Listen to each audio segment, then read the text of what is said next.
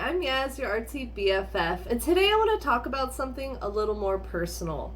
Let's talk about life, the hard parts, the healing parts, and the little things that help us get through it all. There's a lot I've been through in my life. I won't go into every detail, but I've faced trauma, I live with PTSD, and I've experienced anxiety and depression more times than I can count. And while healing is never linear, there have been tools that have helped me navigate through those tough moments. And one of the biggest ones for me, art. Ever since I was a kid, art has been my escape.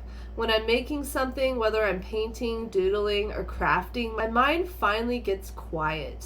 That nonstop swirl of thoughts, it fades. It's just me and whatever I'm creating. In those moments, I feel safe and I feel grounded. It doesn't matter what the finished piece looks like. It doesn't have to be perfect or even pretty, because making art isn't about the outcome. It's about how it makes you feel while you're doing it.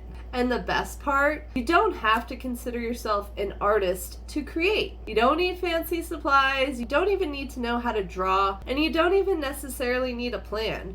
Art can be a messy splash of color, a weird little sculpture, a collage of magazine scraps, or just you doodling your feelings out in a notebook. There are literally no rules. For me, art has been a constant through grief, fear, burnout, loneliness. It's really been a lifeline to me, a way to process, to breathe, and to feel. But it hasn't just been art. Exercise has helped me too, not just physically, but also mentally. Moving my body gives me energy and clears out some of the emotional clutter I didn't even know I was holding on to.